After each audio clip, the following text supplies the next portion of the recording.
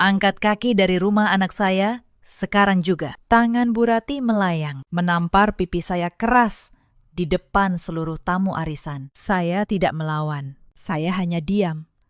Menatap wanita itu, lalu tersenyum tipis. Karena Bu Rati tidak tahu satu hal, rumah yang ia banggakan itu, setiap batu batanya, atas nama saya. Dan besok pagi, semua kartu, semua rekening, semua fasilitas yang selama ini mereka nikmati, akan saya tutup dalam satu kali tekan. Halo, sahabat. Selamat datang kembali di channel ini. Sebelum kita masuk ke ceritanya, tolong tekan tombol like dan subscribe, ya.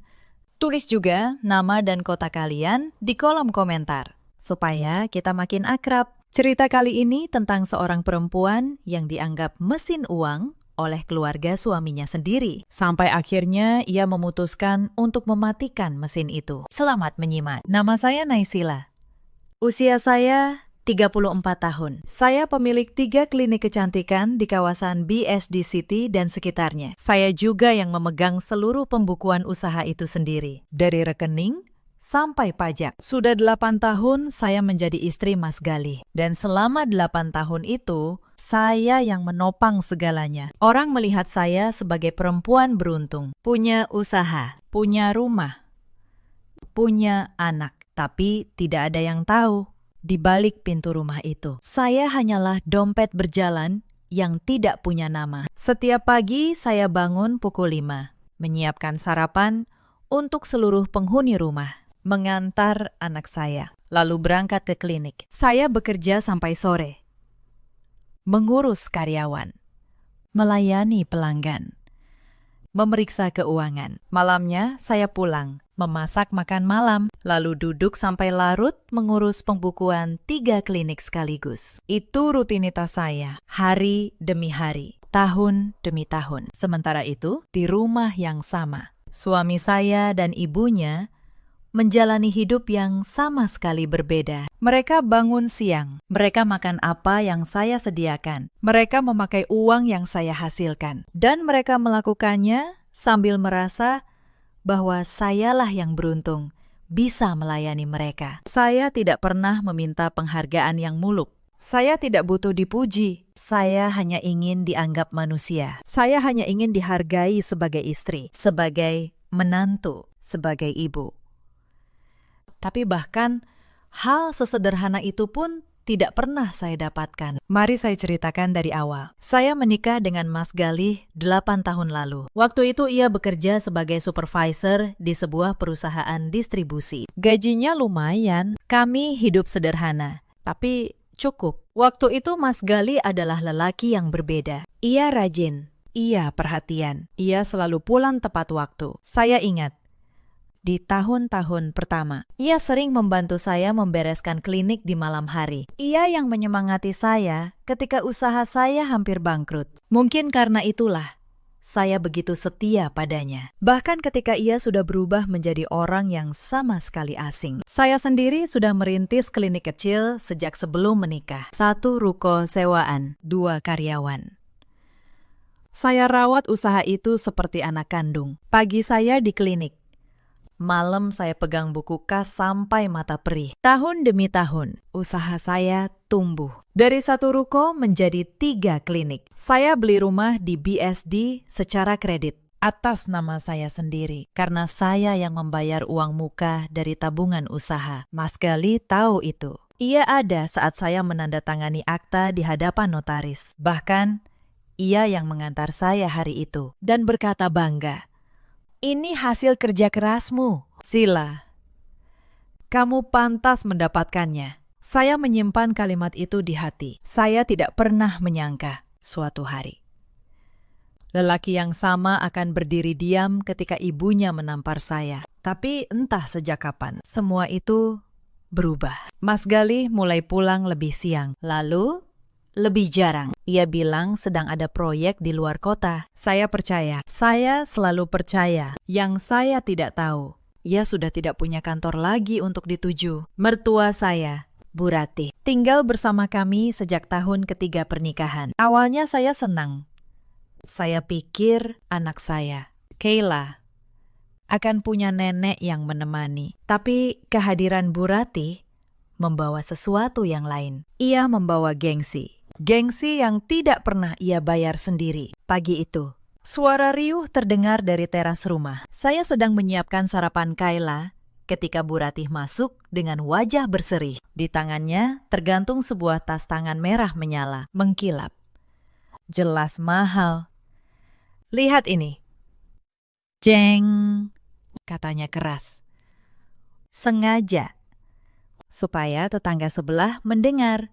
Tas impor, kulit asli. Galih yang beli untuk ibunya. Anak saya itu memang paling tahu cara membahagiakan orang tua. Saya berhenti sejenak di ambang dapur. Tas itu saya kenal. Saya yang melihat tagihannya muncul di aplikasi tadi malam. 8 juta rupiah. Dibeli memakai kartu kredit tambahan yang saya buat atas nama saya. Yang saya pegangkan kepada Mas Galih untuk keperluan darurat. Dan tagihan itu tentu saja akan jatuh ke saya akhir bulan. Saya menelan rasa perih. Saya tidak berkata apa-apa. Saya hanya melanjutkan memotong roti untuk anak saya. Bukan 8 jutanya yang menyakitkan. Saya bisa menghasilkan 8 juta dalam beberapa hari kerja. Yang menyakitkan adalah kebohongan itu. Bahwa Galih yang membelinya. Bahwa anak laki-lakinya yang berbakti. Padahal Galih sudah berbulan-bulan tidak menghasilkan apa-apa. Dan tas itu dibeli dengan uang saya. Lalu dipakai untuk membanggakan orang lain di depan tetangga. Sementara saya yang membayarnya. Berdiri di sana seperti pelayan. Sila, panggil Bu Ratih kemudian tanpa menoleh. Nanti siang teman-teman arisan ibu datang ke sini. Tolong siapkan kue yang bagus. Jangan yang murahan. Ibu malu kalau menjamu tamu dengan yang biasa-biasa saja. Baik, Bu, jawab saya pelan. Itulah hidup saya. Saya yang membayar, mereka yang membanggakan. Beberapa hari kemudian, saya menerima notifikasi lain di aplikasi perbankan saya. Sebuah transaksi di restoran mewah di pusat kota. 3 juta rupiah. Saya tidak ke restoran itu. Saya tidak pernah ke sana. Ketika Mas Galih pulang malamnya, saya bertanya dengan tenang, Mas, ada transaksi restoran 3 juta hari ini. Mas, makan di sana. Mas Galih mengangguk santai. Iya. Mas traktir ibu dan Wulan. Sekalian merayakan rencana pertunangan. Masa keluarga makan enak sekali saja tidak boleh? Bukan tidak boleh, Mas, kata saya. Tapi 3 juta untuk sekali makan. Itu hampir setengah gaji karyawan klinik saya sebulan. Ia mendengus. Kamu itu hitung-hitungan sekali. Untung kamu menikah dengan saya. Jadi bisa kenal hidup yang lebih baik. Coba kalau tidak, kamu cuma jadi tukang klinik biasa. Saya menatapnya. Tukang klinik biasa. Begitulah ia melihat saya. Padahal tukang klinik biasa itulah yang membiayai setiap suap nasi yang masuk ke mulutnya. Saya tidak menjawab. Saya hanya mencatat transaksi itu dalam hati, menambahkannya ke daftar panjang yang terus tumbuh. Daftar yang suatu hari nanti akan saya tutup. Sekali, untuk selamanya. Hari itu berlalu seperti biasa, tapi malamnya sesuatu yang lain terjadi. Mas Galih pulang larut, wajahnya kusut. Ia melempar tas kerjanya ke sofa, padahal saya tahu isinya hanya koran bekas. Mas, kata saya, hati-hati. Tadi ada tagihan kartu masuk. 8 juta untuk tas ibu. Bulan ini pengeluaran kita sudah lewat batas. Mas Galih menatap saya dengan mata dingin. Kamu itu kenapa sih? Baru segitu saja, sudah ribut. Ibu kan cuma minta tas. Memangnya kamu mau bikin malu keluarga ini di depan teman-temannya? Bukan begitu. Mas, saya cuma... Sudah. Potongnya. Jangan bahas uang terus. Kamu itu istri, bukan rentenir. Saya terdiam. Kata itu menusuk, tapi saya menelannya. Seperti biasa. Malam itu, saya buka kembali buku kas usaha. Saya hitung pelan-pelan. Dan untuk pertama kalinya, jantung saya berdesir. Tidak enak. Pengeluaran rumah tangga naik 2 kali lipat dalam 6 bulan terakhir. Bukan untuk kebutuhan, untuk gaya hidup. Tas, sepatu, makan di restoran mahal. Semua memakai kartu yang saya pegangkan kepada Mas Galih. Tapi yang membuat saya benar-benar dingin adalah satu hal lain. Gaji Mas Galih sudah tidak pernah masuk ke rekening bersama kami sejak 8 bulan lalu. Saya menatap angka itu lama sekali. Lalu, saya tutup buku kas. Saya belum tahu apa yang sebenarnya terjadi. Tapi malam itu, untuk pertama kalinya, saya merasa ada yang sangat salah di rumah ini. Keesokan paginya, masalah baru datang. Adik ipar saya, Wulan, mampir ke rumah. Wulan, adik bungsu Mas Galih, 29 tahun, manja, dan kesayangan Bu Rati. Ia datang membawa setumpuk kantong belanja, Mbak Sila. Katanya sambil meletakkan kantong-kantong itu di meja. Tadi aku belanja skincare, pakai kartu yang dikasih Mas Galih, ya. Habisnya 4 juta. Gak apa-apa kan? Kan keluarga. Saya menatap kantong-kantong itu. 4 juta dengan kartu saya tanpa bertanya lebih dulu. Wulan, kata saya menahan suara. Kartu itu untuk keperluan darurat, bukan untuk belanja. Wulan mengerutkan dahi, lalu tertawa kecil. Ya ampun, Mbak, cuma 4 juta. Mbak kan punya banyak. Jangan pelit gitu dong. Nanti aku bilangin ibu. Loh, lalu ia berlalu begitu saja, meninggalkan kantong-kantong itu di meja makan saya. Sebelum keluar, ia berbalik sekali lagi. Oh iya, Mbak, minggu depan aku ada acara bridal shower sama teman-teman. Aku pesan tempat dan catering pakai kartu yang sama, ya. Anggap saja hadiah dari Mbak untuk calon adik ipar. Kan Mbak sayang sama aku. Saya membuka mulut hendak menolak, tapi Wulan sudah keluar sambil melambaikan tangan. Seolah semuanya sudah disepakati. Seolah uang saya adalah miliknya, yang tinggal ia ambil kapan saja. Saya berdiri sendirian di sana. Dada saya sesak, tapi saya tahu jika saya bersuara, saya yang akan disalahkan. Jadi saya diam. Saya bereskan kantong-kantong itu, dan saya kembali bekerja. Tapi malam itu, sesuatu menyayat hati saya lebih dalam dari semua tagihan. Kayla, anak saya yang baru 4 tahun, datang menghampiri saya di dapur. Wajahnya murung. Bunda, katanya pelan. Tadi nenek bilang, Bunda cuma numpang di rumah ini. Numpang itu apa? Bunda, saya berlutut, memeluknya erat. Saya tahan air mata saya supaya ia tidak melihatnya. Numpang itu bukan apa-apa, sayang, kata saya. Nenek cuma bercanda. Bunda di sini bersama Kayla, dan itu yang penting. Tapi di dalam hati sesuatu retak. Mereka boleh menghina saya. Mereka boleh menganggap saya mesin uang. Tapi ketika mereka mulai meracuni anak saya dengan kata-kata itu, saya tahu ini sudah melewati batas. Saya kira itu sudah cukup buruk. Ternyata itu baru permulaan. Beberapa hari kemudian, Mbak Yanti, manajer klinik saya, menelpon dengan suara cemas. Bu Naisila, maaf. Tadi Bapak Galih datang ke klinik. Beliau bilang sedang butuh uang untuk keperluan keluarga. Beliau pinjam kas operasional klinik. 3 juta. Bu, saya menutup mata sejenak. Kas operasional, uang untuk gaji karyawan, dan persediaan obat. Mbak Yanti, kata saya pelan. Mulai sekarang, jangan pernah keluarkan uang klinik untuk siapapun selain saya. Sekalipun itu suami saya. Mengerti? Baik. Bu, jawabnya ragu. Saya meletakkan telepon. Tangan saya dingin. Suami saya sekarang sudah berani mengambil uang dari usaha yang saya bangun sendiri. Usaha yang sama sekali bukan urusannya. Sore itu saya pulang lebih awal. Saya ingin bicara dengan Mas Galih. Baik-baik.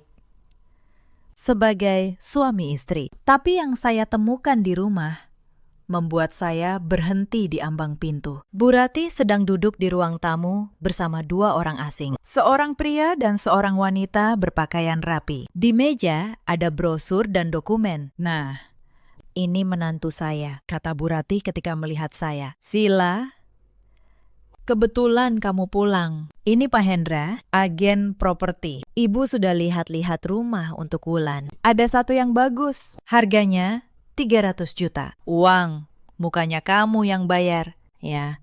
Ibu sudah janji ke Pak Hendra. Saya menatap brosur itu. Bu Ratih sudah berjanji atas nama uang saya kepada orang asing, tanpa bertanya sekalipun kepada saya. Bu, kata saya menahan diri. Saya belum pernah setuju soal ini. Bu Ratih tertawa di depan tamunya. Ya ampun. Sila, jangan bikin malu ibu di depan tamu. Kamu kan punya uang. Masa untuk adik ipar sendiri pelit begitu? Pak Hendra tersenyum kikuk. Mungkin bisa dibicarakan dulu di keluarga. Bu, tidak perlu dibicarakan. Potong Bu Ratih. Menantu saya ini cuma gengsi saja, pura-pura tidak punya uang. Saya menarik napas dalam. Saya tidak menjawab. Saya hanya masuk ke kamar, menutup pintu, dan duduk di tepi tempat tidur. Di luar, saya masih bisa mendengar Bu Ratih tertawa, menjanjikan uang yang bukan miliknya. Saat itulah saya sadar, kesabaran saya benar-benar sudah habis. Tapi saya belum bergerak, belum waktunya. 2 hari setelah itu, saya kehilangan sesuatu yang tidak ternilai harganya. Saya menyimpan sebuah kalung emas peninggalan ibu saya di laci kamar. Kalung itu satu-satunya kenangan yang saya punya dari beliau. Bukan soal harganya, tapi soal artinya pagi itu. Ketika saya hendak memakainya, laci itu kosong. Saya mencari kemana-mana, hati saya berdebar. Lalu saya bertanya pada Mas Gali yang sedang santai menonton televisi. Mas, kalung ibu saya di laci, kemana? Mas Gali tidak menoleh. Oh, itu. Mas gadaikan. Mas butuh uang. Sila, ada keperluan mendadak. Saya terpaku. Mas menggadaikan kalung ibu saya tanpa bilang. Itu kenangan satu-satunya dari almarhumah ibu saya. Mas, ia akhirnya menoleh. Wajahnya tanpa rasa bersalah sedikit pun. Ya ampun. Sila, cuma kalung. Nanti mas, tebus lagi kalau ada uang. Lagi pula, di rumah ini kan semua barang milik bersama. Tidak ada yang namanya milikmu, milikku. Milik bersama. Saya hampir tertawa mendengarnya. Semua yang saya hasilkan adalah milik bersama. Tapi, setiap rupiah yang ia ambil dari kantongnya sendiri, yang sudah lama kosong, tidak pernah ada. Saya tidak menjawab. Saya berbalik, masuk ke kamar mandi, dan di sanalah. Untuk pertama kalinya dalam waktu yang sangat lama, saya menangis dalam diam. Bukan karena kalung itu, tapi karena saya akhirnya benar-benar mengerti. Lelaki yang saya nikahi sudah tidak ada lagi. Yang tersisa hanyalah seseorang yang melihat saya sebagai dompet. Beberapa hari kemudian, Mas Gali membawa topik yang membuat saya benar-benar tersadar betapa jauh keserakahan mereka sudah melangkah. Malam itu ia masuk ke kamar dengan wajah serius, seolah membawa kabar penting. Sila, katanya. Mas, sudah pikir matang-matang. Klinikmu yang di Serpong itu, sebaiknya kamu jual saja. Uangnya kita pakai untuk modal usaha calon adik ipar dan untuk renovasi rumah. Biar ibu senang. Saya menatapnya tidak percaya. Mas menyuruh saya menjual klinik. Klinik yang saya bangun dari nol. Untuk modal orang lain. Ya, untuk keluarga. Sila, katanya enteng. Kamu kan masih punya 2 klinik lagi. Tidak akan rugi. Lagi pula, sebagai istri, kamu harus mendukung keputusan keluarga. Saya tertawa kecil. Getir. Keputusan keluarga. Mas, klinik itu bukan milik keluarga. Itu milik saya. Dan saya tidak akan menjual apapun untuk orang yang tidak pernah menghargai saya. Wajah Mas Gali mengeras. Kamu ini makin lama makin berani melawan, ya. Awas saja kalau ibu tahu. Ia keluar dari kamar, membanting pintu. Saya duduk sendirian di tepi tempat tidur. Tapi kali ini saya tidak menangis. Saya hanya tersenyum tipis. Karena saya tahu mereka sudah menggali lubang mereka sendiri dan tinggal menunggu hari mereka jatuh ke dalamnya. Malam itu saya menelpon Bu Sari. Bu, kata saya. Percepat semuanya. Saya tidak bisa menunggu lebih lama lagi. Seminggu kemudian, Bu Ratih memanggil saya ke ruang tengah. Wajahnya serius. Mas Gali duduk di sebelahnya. Diameter. Sila, kata Bu Ratih. Wulan sebentar lagi menikah. Calon suaminya dari keluarga baik-baik. Ibu tidak mau Wulan malu. Jadi ibu sudah putuskan. Kita akan belikan Wulan rumah sebagai hadiah pernikahan. Saya mengernyit. Rumah. Bu, iya.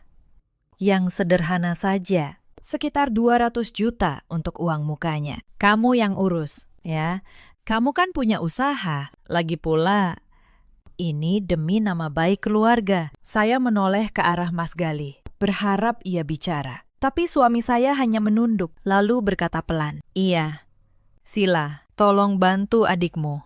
Kita ini satu keluarga." Saya menahan napas. 200 juta untuk uang muka rumah adik ipar yang bahkan tidak pernah menghargai saya. "Bu," kata saya selembut mungkin. "Maaf, tapi usaha saya juga sedang butuh modal. Saya tidak bisa keluarkan uang sebesar itu sekarang." Wajah Bu Ratih langsung berubah. "Apa? Kamu menolak? Kamu ini menantu macam apa? Keluarga ini sudah memberimu tempat, memberimu suami. Dan kamu sekarang pelit untuk adikmu sendiri. Bukan begitu, Bu. Sudah. Jangan banyak alasan." Bentaknya. "Kamu pikir kamu siapa di rumah ini? Tanpa Gali, kamu bukan apa-apa." Saya menunduk. Saya tidak menjawab, tapi di dalam dada saya, sesuatu mulai membeku. Malam itu, saya tidak bisa tidur. Saya pergi ke ruang kerja, membuka laptop, dan mulai menelusuri satu persatu mutasi rekening. Bukan rekening usaha, rekening pribadi Mas Gali. Dan di sanalah saya menemukan kebenaran yang selama ini disembunyikan dari saya. Tidak ada gaji masuk. Tidak ada 1 rupiah pun selama 8 bulan. Yang ada hanya transaksi keluar, restoran, hotel, toko mahal, semuanya dibiayai dari kartu yang saya pegangkan dan dari tarikan tunai rekening bersama yang saya isi setiap bulan. Suami saya sudah tidak bekerja sejak 8 bulan lalu. Ia kehilangan pekerjaannya dan ia menyembunyikannya dari saya. Setiap pagi ia berpura-pura berangkat kerja, lalu menghabiskan hari entah di mana dan pulang seolah baru lelah bekerja. Sementara saya membanting tulang di 3 klinik. Ia dan ibunya menghabiskan uang saya untuk gengsi. Keesokan paginya, saya memutuskan untuk menguji satu hal. Saya bertanya pada Mas Gali saat sarapan, dengan nada sebiasa mungkin. "Mas, bagaimana proyek di kantor?" "Lancar." Ia tidak natap saya. "Lancar." "Sibuk sekali." "Banyak lemburan." "Oh, ya," kata saya. "Berarti bonus akhir tahun nanti lumayan dong." "Iya, insya Allah." Jawabnya cepat. Masih tidak menatap saya. Saya hanya tersenyum. Setiap kata yang keluar dari mulutnya adalah kebohongan. Ia bahkan tidak punya kantor untuk dituju. Tapi ia masih bisa berbohong tentang lemburan dan bonus dengan wajah setenang air. Saat itulah, sisa-sisa terakhir rasa cinta saya padanya benar-benar padam. Bukan amarah yang saya rasakan, hanya kekosongan. Seperti melihat orang asing yang kebetulan tidur di sebelah saya selama bertahun-tahun. Saya menutup laptop malam itu. Saya tidak menangis. Air mata saya sudah habis jauh sebelum malam ini. Saya hanya duduk diam di kegelapan, menatap dinding. Dan untuk pertama kalinya dalam 8 tahun, kepala saya terasa sangat jernih. Mereka pikir saya mesin uang. Baiklah, mari kita lihat apa yang terjadi ketika mesin itu berhenti. Tapi saya tidak terburu-buru. Saya perempuan yang sabar. Saya tahu balasan yang paling pedih adalah balasan yang datang tepat di puncak kesombongan mereka. Saya akan membiarkan mereka naik setinggi-tingginya. Membiarkan mereka merasa paling menang. Lalu saya tarik lantai dari bawah kaki mereka dalam satu gerakan, di hadapan semua orang yang selama ini mereka pamerkan. Esok paginya, Saya berpura-pura seperti tidak terjadi apa-apa. Saya tetap menyiapkan sarapan. Saya tetap tersenyum. Saya tetap menjawab baik, Bu, pada setiap perintah. Tapi diam-diam saya mulai bergerak. Hari itu saya menemui sahabat lama saya, Bu Sari, seorang notaris dan pengacara. Kami duduk di sebuah kafe yang tenang. Saya ceritakan semuanya. Bu Sari mendengarkan dengan saksama. Lalu ia bertanya, "Rumah itu atas nama siapa?" "Sila." "Atas nama saya," jawab saya.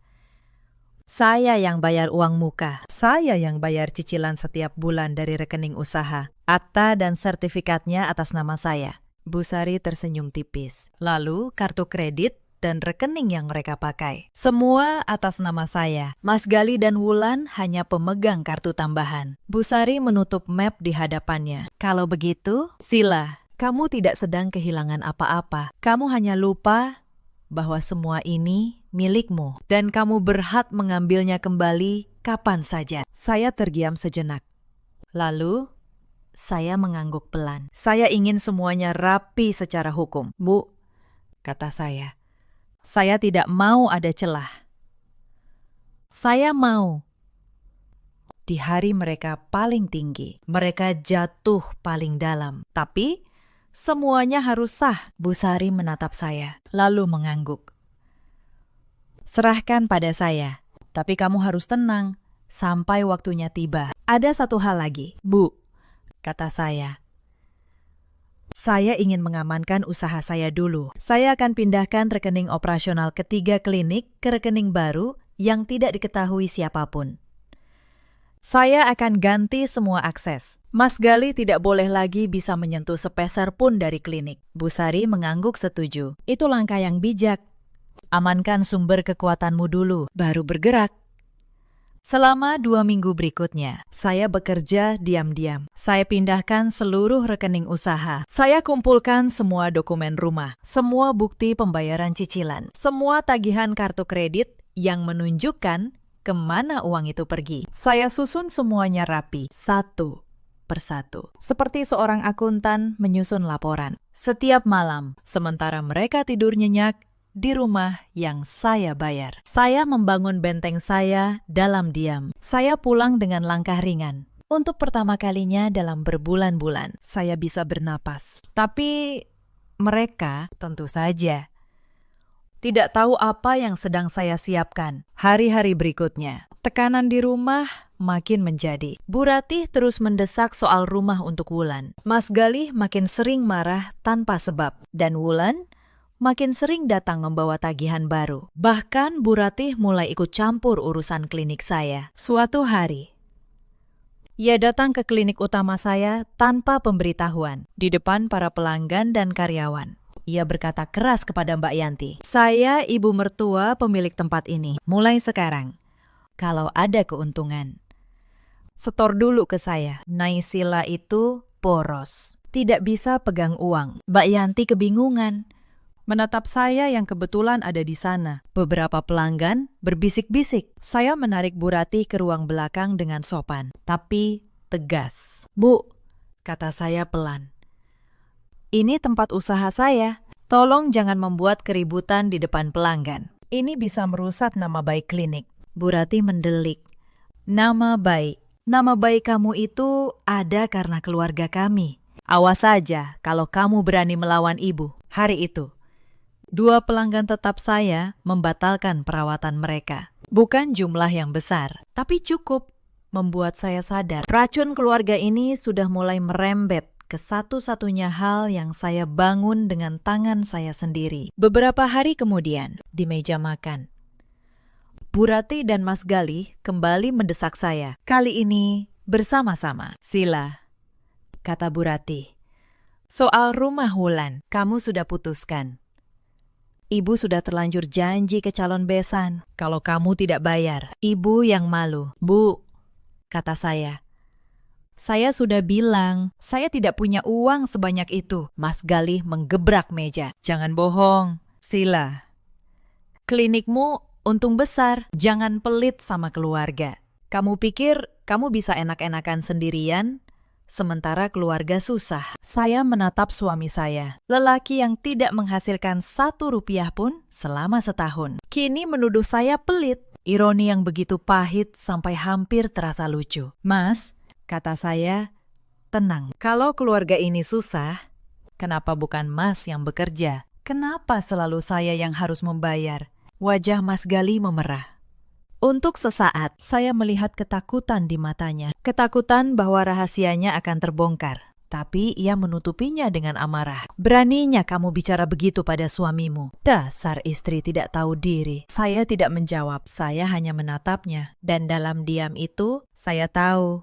Hitungan mundur menuju keruntuhan, mereka sudah dimulai. Suatu sore, Bu Rati mengadakan arisan besar di rumah. Ia mengundang belasan ibu-ibu kompleks. Meja penuh kue mahal. Semuanya saya yang bayar. Bu Rati duduk di tengah, memamerkan tas barunya, perhiasannya. Semua hasil kartu saya. Saya melayani mereka satu persatu, membawa teh, membersihkan piring, seperti pembantu di rumah saya sendiri. Di tengah arisan, salah satu tamu bertanya, Bu Rati, menantunya rajin sekali, ya. Kerja di mana? Bu Ratih tertawa. Oh, dia cuma buka-buka klinik kecil. Untung saja dia menikah dengan Gali, anak saya. Kalau tidak, mana mungkin dia bisa tinggal di rumah sebagus ini. Kami ini yang memberinya makan, sebenarnya. Tawa pecah di ruangan. Saya berdiri di sudut, memegang nampan, mendengar semuanya. Coba lihat tas ini. Lanjut Bu Rati, mengangkat tas merahnya tinggi-tinggi. Anak saya, Gali, yang belikan. 8 juta. Tidak semua anak sebaik itu pada ibunya. Kalian harus belajar dari Gali. Ibu-ibu itu memuji-muji. Salah satu dari mereka bahkan berkata, beruntung sekali Bu Rati punya anak sesukses Gali. Menantunya juga harus tahu diri, ya.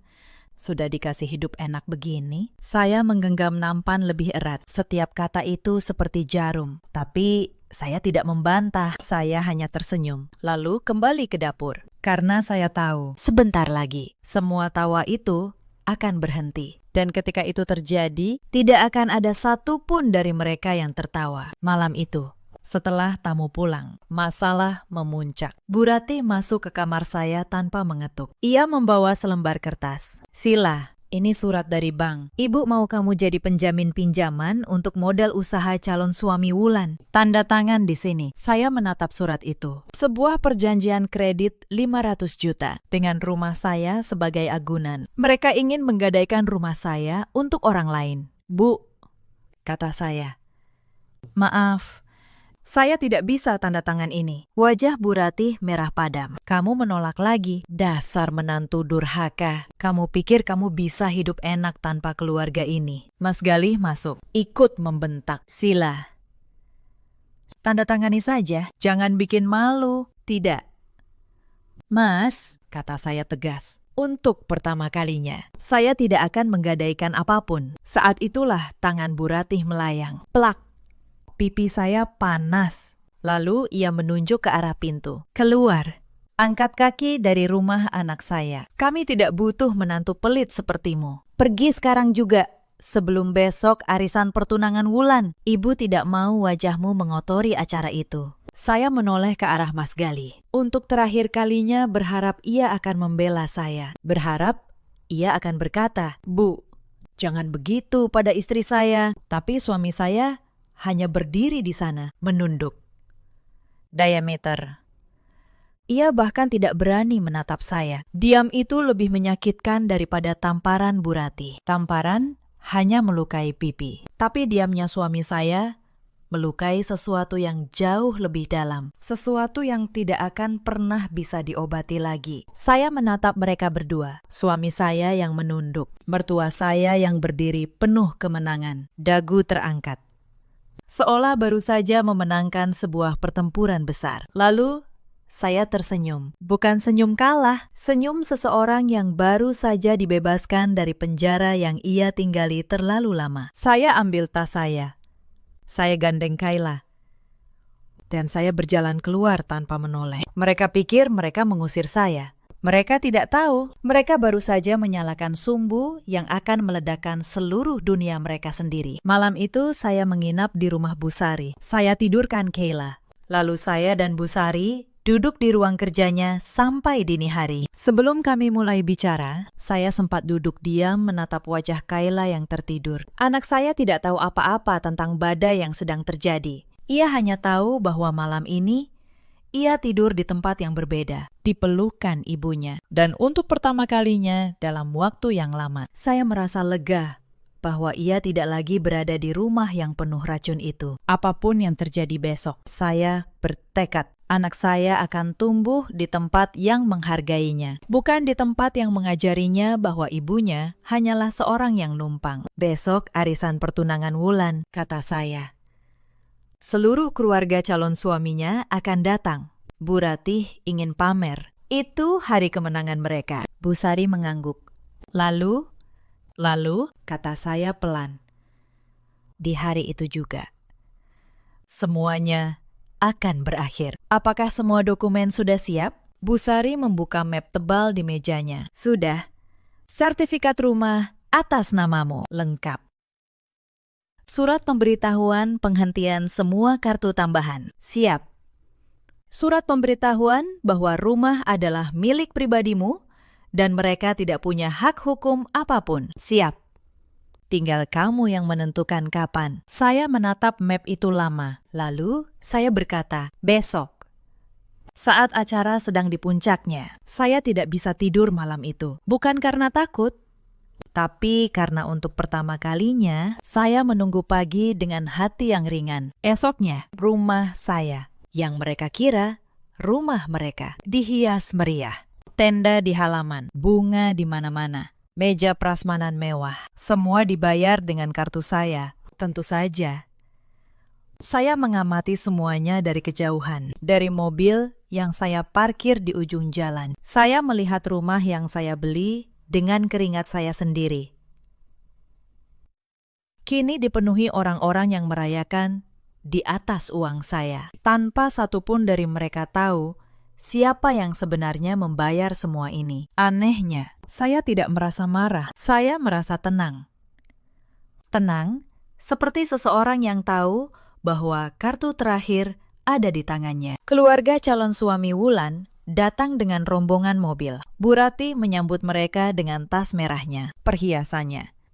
Senyum kemenangannya. Wulan duduk anggun di kursi pelaminan kecil. Mas Gali berdiri di samping ibunya, berlagak seperti kepala keluarga yang sukses. Padahal dompetnya kosong, dan harga dirinya dibeli dari uang istri yang ia hina. Acara berjalan, sambutan demi sambutan. Bu Ratih berdiri, bicara panjang lebar tentang betapa keluarganya adalah keluarga terhormat. Betapa mereka mampu memberikan yang terbaik untuk anak-anaknya. Ia bahkan menyebut bahwa keluarga mereka adalah keluarga mandiri yang tidak pernah berutang pada siapapun. Mendengar itu, saya keluar dari mobil. Sudah waktunya. Lalu, tepat saat ia sedang berbicara di puncak kesombongannya, pintu gerbang terbuka. Saya masuk, mengenakan blazer putih bersih, rambut tertata, wajah tenang. Di belakang saya, Bu Sari berjalan membawa map coklat tebal. Di belakang Bu Sari, 2 orang petugas berseragam. Seluruh ruangan menoleh. Bu Ratih berhenti bicara. Wajahnya berubah. Sila, kamu berani datang ke sini? Sudah ibu bilang. Selamat sore, Bu.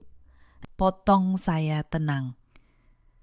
Suara saya jelas terdengar ke seluruh ruangan. Selamat sore untuk semua tamu yang hadir. Maaf, saya mengganggu. Tapi ada beberapa hal yang harus diselesaikan hari ini. Demi kejelasan untuk semua pihak. Bu Sari maju, membuka map.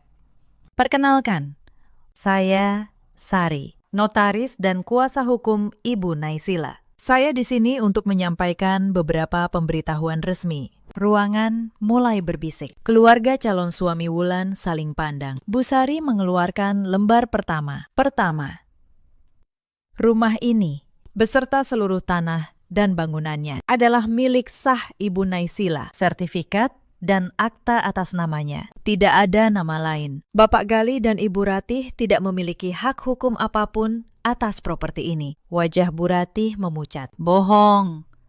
Ini rumah anak saya. Bu Sari meletakkan salinan sertifikat di meja. Silakan diperiksa. Semua tercatat resmi. Saya melangkah maju. Bu Ratih, selama ini Ibu bilang Galih yang membeli rumah ini. Galih yang membeli tas Ibu. Galih yang membiayai keluarga ini. Saya berhenti sejenak.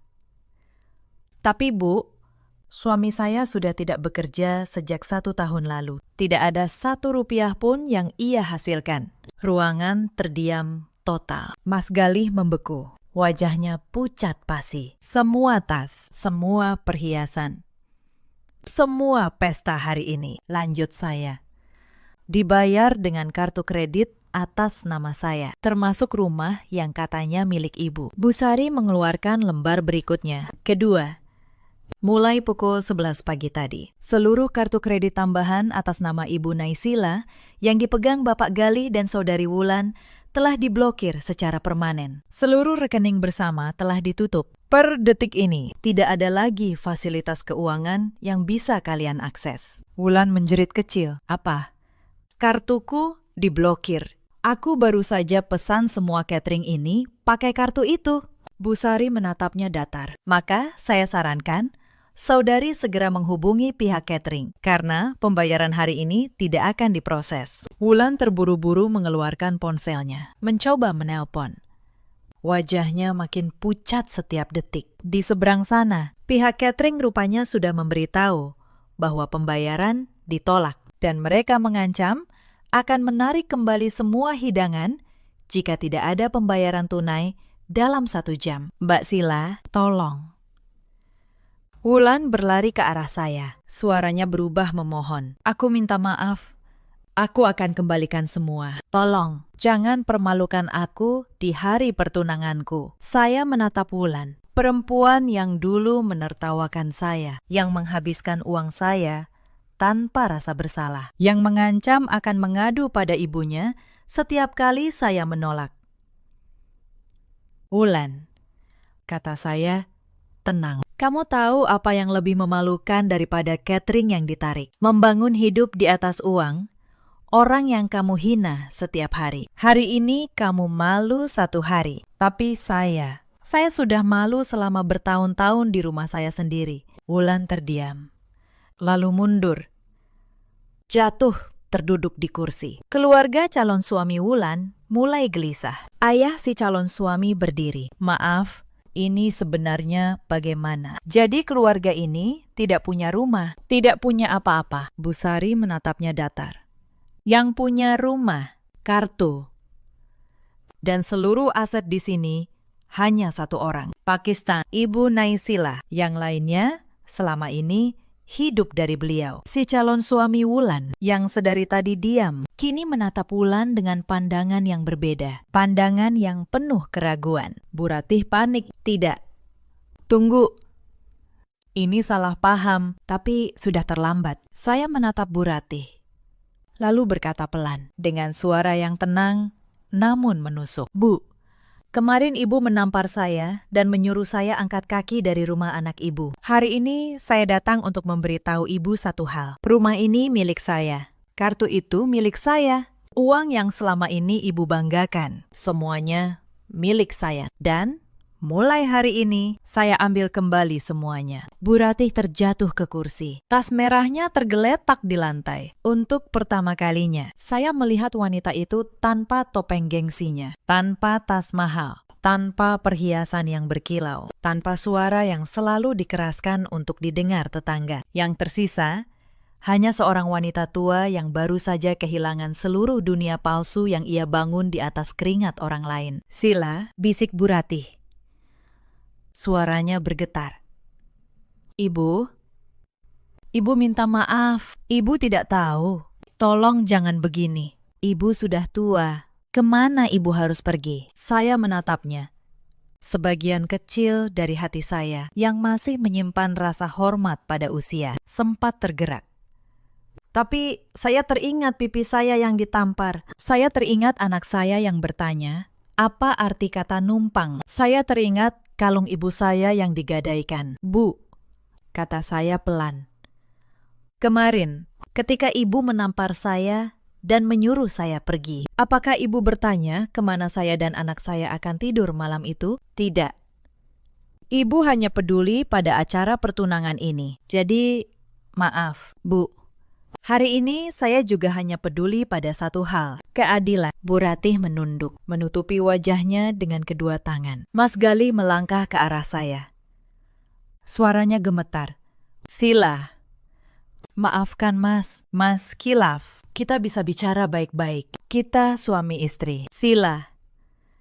Saya menatapnya lama. Lelaki yang dulu saya cintai. Lelaki yang dulu mengantar saya menandatangani akta rumah dan berkata, saya pantas mendapatkannya. Lelaki yang berpura-pura bekerja selama setahun, sementara saya membanting tulang. Suami, istri. Ulang saya pelan. Mas tahu apa yang paling menyakitkan. Bukan karena Mas tidak punya uang, saya tidak pernah mempermasalahkan itu. Saya akan dengan senang hati menafkahi keluarga ini selamanya. Jika saja Mas memperlakukan saya sebagai istri, bukan sebagai mesin uang. Saya berhenti sejenak. Suara saya tetap tenang, tapi setiap katanya jatuh seperti batu. Yang menyakitkan adalah Mas membiarkan ibu Mas menampar saya, dan Mas hanya menunduk. Mas membiarkan saya dihina di rumah saya sendiri, dan Mas diam.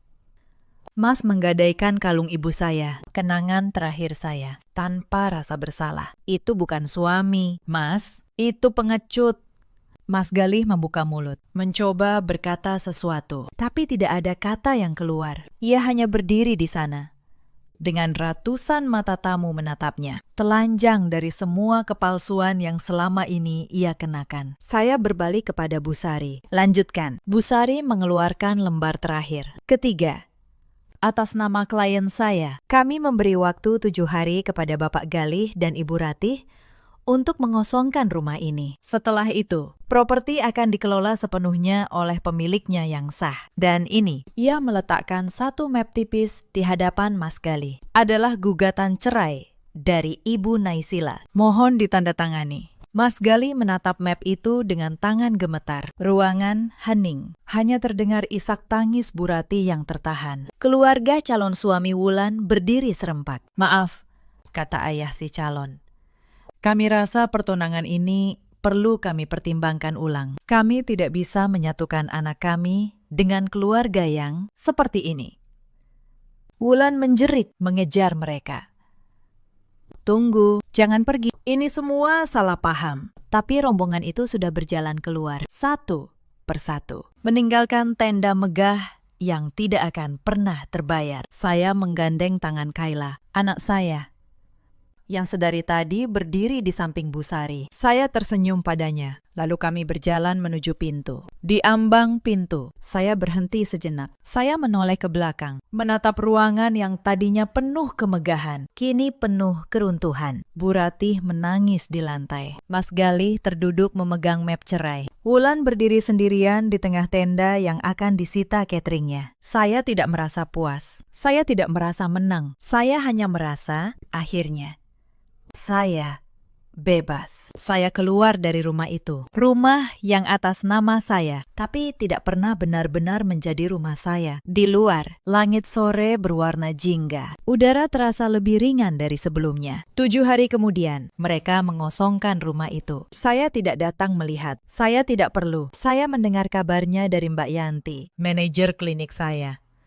Bu Ratih kembali ke kampung halamannya, tinggal menumpang di rumah saudaranya. Mas Galih menjual mobilnya untuk bertahan hidup, lalu menghilang entah kemana. Wulan batal menikah, dan namanya menjadi bahan gunjingan satu kompleks. Kabar lain pun sampai ke telinga saya beberapa minggu kemudian. Calon suami Wulan ternyata membatalkan pertunangan sepenuhnya. Keluarganya tidak mau menyatukan anak mereka dengan keluarga yang ternyata tidak punya apa-apa. Dan yang lebih buruk, yang membangun citra di atas kebohongan. Wulan, yang selama ini hidup manja dengan uang saya, kini harus mencari pekerjaan untuk pertama kalinya dalam hidupnya. Bu Ratih, yang dulu begitu bangga dengan tas mahal dan arisannya, kini tidak lagi punya panggung untuk pamer. Tetangga-tetangga yang dulu memujinya, kini membicarakannya di belakang. Gengsi yang ia bangun bertahun-tahun runtuh dalam satu sore. Dan Mas Gali, lelaki yang dulu berkata,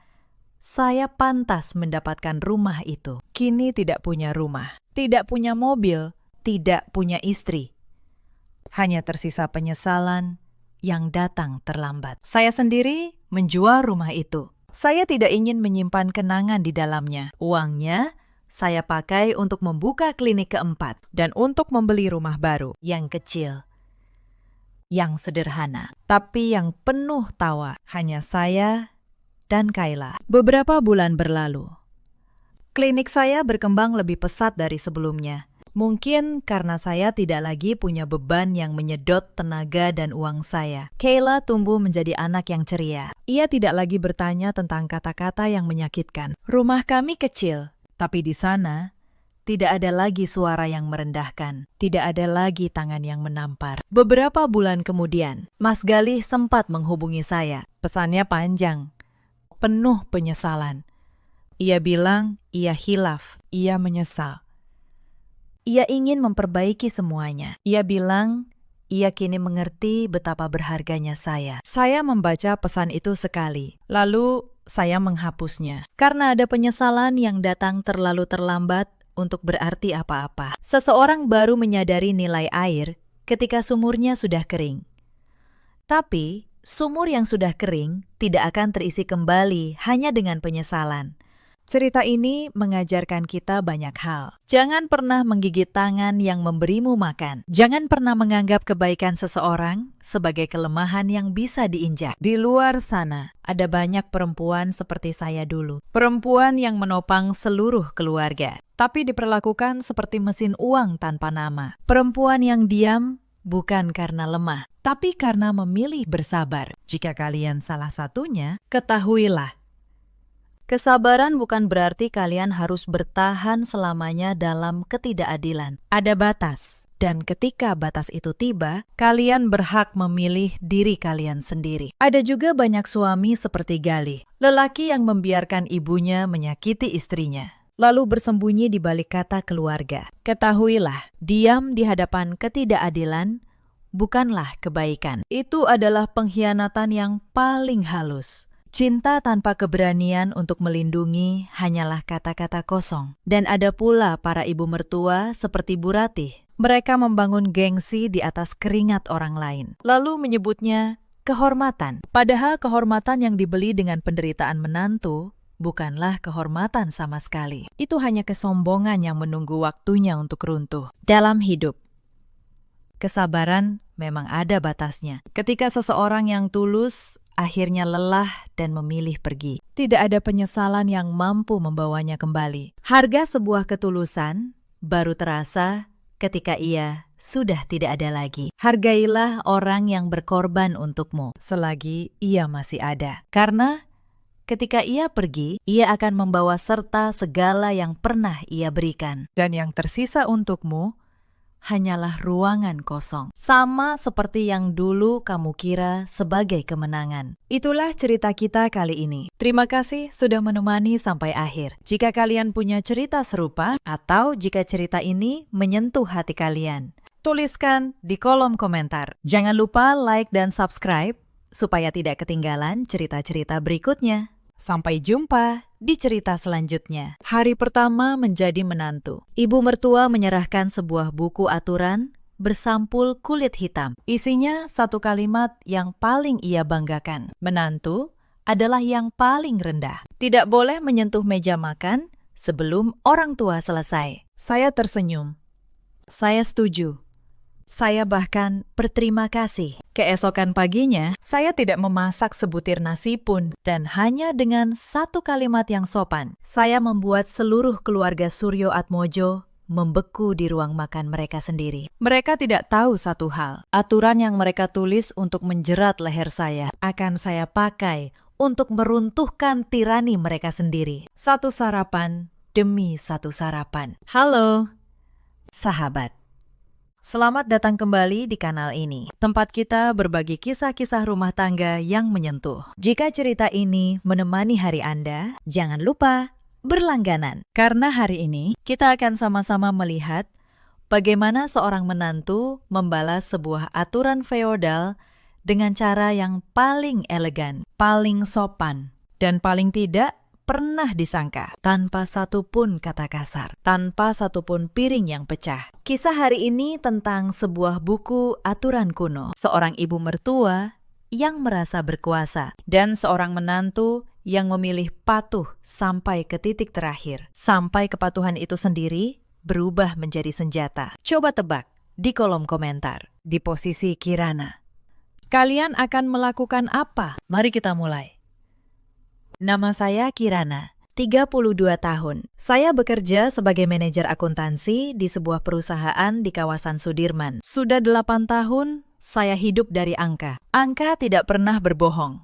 Kalau ada satu digit yang salah di neraca, seluruh laporan ikut runtuh. Saya terbiasa mencari digit yang salah itu, lalu memperbaikinya tanpa banyak bicara. Saya bukan perempuan yang mudah dijatuhkan, tetapi malam itu saya memilih menunduk. Bukan karena takut, melainkan karena saya sudah tahu. Kesabaran adalah neraca yang paling mahal, dan saya berniat menagihnya sampai lunas. Malam itu, saya resmi menjadi istri Bayu. Pernikahan kami megah. Para tamu memuji Bayu karena pandai memilih istri. Cantik, katanya. Sekaligus cerdas. Tetapi jauh di dalam hati, saya sudah tahu. Menjadi menantu di keluarga Jakarta lama yang kental dengan adat dan gengsi tidak akan pernah menjadi jalan yang bertabur bunga. Rumah keluarga Suryo Atmojo berdiri di kawasan Menteng. Rumah kuno bertingkat dengan kursi jati tua dan altar leluhur yang selalu wangi dupa. Rumah yang indah, tetapi indah dan hangat adalah dua hal yang berbeda. Kamar pengantin kami ditata rapi, spray merah menyala, sepasang bantal bersulam. Bayu menggenggam tangan saya. Matanya lelah setelah seharian menyambut tamu, tetapi masih hangat. Ia berbisik bahwa mulai sekarang, inilah rumah kami berdua. Ia akan selalu melindungi saya, katanya. Namun sebelum kehangatan, tangannya sempat menjalar. Terdengar ketukan pintu. Kering 3 kali. Pintu terbuka. Ibu Hartini masuk. Ibu mertua saya. Beliau masih mengenakan kebaya bludru hitam sejak acara tadi. Riasannya tebal, matanya tajam, dan ia tidak repot menyembunyikan raut wajah yang menekan. Di tangannya bukan kado pernikahan, bukan amplop, melainkan sebuah buku bersampul kulit hitam yang sudah usang. Beliau duduk di kursi jati di samping meja rias, lalu memberi isyarat agar kami ikut duduk. Suaranya berat dan mantap. Kalian berdua sudah resmi menjadi suami istri, kata beliau. Keluarga Suryo Atmojo dari dulu menjunjung tinggi tata krama. Kirana, kamu datang ke sini sebagai menantu. Kamu harus paham aturannya. Beliau meletakkan buku itu di meja. Buku ini berisi semua hal yang harus dipegang teguh oleh setiap menantu di rumah ini. Saya melirik Bayu. Ia sedikit menunduk. Tangannya mengepal di atas lutut. Tetapi mulutnya terkunci. Suami yang tadi berjanji akan selalu melindungi saya, kini memilih diam saat ibunya menyerahkan sebuah rantai untuk leher istrinya. Saya tersenyum tipis, menjaga sikap sesopan mungkin. Baik, Bu, jawab saya. Kirana masih baru, masih banyak yang belum tahu. Mohon bimbingan Ibu. Ibu Hartini membuka halaman-halaman kertas yang sudah menguning. Beliau membaca dengan nada datar namun penuh wibawa. Aturan bangun tidur, aturan membersihkan altar, aturan berpamitan setiap keluar rumah. Saya mendengarkan dalam hati dan berpikir, semua ini wajar dalam keluarga lama. Namun ketika beliau sampai pada halaman terakhir, suasana di kamar itu mendadak membeku. Ibu Hartini menatap lurus ke mata saya. Beliau menekankan setiap kata. Ini aturan paling sakral di keluarga ini. Kamu menantu baru. Posisimu paling rendah di bawah semua orang di rumah ini. Karena itu, kamu tidak boleh duduk satu meja saat orang yang lebih tua sedang makan. Kamu harus menunggu ibu dan suamimu selesai membersihkan meja sampai bersih. Baru setelah itu, kamu boleh memakan apa yang tersisa. Menantu makan sisa. Itu sudah dari sananya. Beliau menutup mulutnya sejenak, lalu melanjutkan. Ini cara melatih kesabaran dan rasa hormat orang muda kepada yang tua. Bayu terkejut. Bu, zaman sekarang sudah beda. Kirana kerja seharian. Pulang harus menunggu sampai meja bersih. Itu kasihan. Bu, Ibu Hartini melotot pada putranya. Kamu diam. Ini aturan keluarga. Dulu waktu ibu jadi menantu di rumah nenekmu, ibu juga menahan lapar sampai tengah malam. Dengan begitu, ibu paham posisi ibu. Beliau menoleh kembali kepada saya. Kirana, bagaimana menurutmu? Saya menatap buku itu, lalu menatap wajah ibu mertua yang penuh kemenangan. Di dalam kepala, saya sudah membaca situasi ini seperti membaca neraca. Ini ujian. Kalau saya menangis, saya kalah. Kalau saya melawan, saya menjadi menantu pembangkang. Dan beliau punya alasan untuk menekan saya seumur hidup. Tetapi, kalau saya setuju, sepenuhnya. Tanpa celah. Maka aturan ini menjadi milik saya. Senjata yang ditulis oleh tangannya sendiri. Saya menarik napas dalam-dalam. Wajah saya tenang luar biasa. Saya menunduk sedikit. Baik, Bu. Nasihat ibu sangat bijaksana. Kirana mengerti. Ibu ingin yang terbaik. Ibu ingin melatih kesabaran seorang wanita. Kirana akan mematuhi aturan keluarga ini sepenuhnya. Mulai besok, Kirana laksanakan persis seperti petunjuk ibu. Ibu Hartini tampak sedikit terkejut. Beliau tidak menyangka saya menyerah secepat itu. Beliau berdeham, menutup buku. Lalu berdiri. Bagus kalau kamu mengerti. Sudah. Kalian istirahat. Besok pagi jam 6 kita sarapan. Ingat itu. Pintu tertutup. Bayu segera memegang bahu saya. Suaranya penuh sesal. Kirana. Maafkan, Mas. Mas tidak menyangka ibu akan begini. Biar Mas bicara lagi. Saya menepuk pelan tangannya. Mas, tidak perlu khawatir. Aku punya caraku sendiri. Aku akuntan.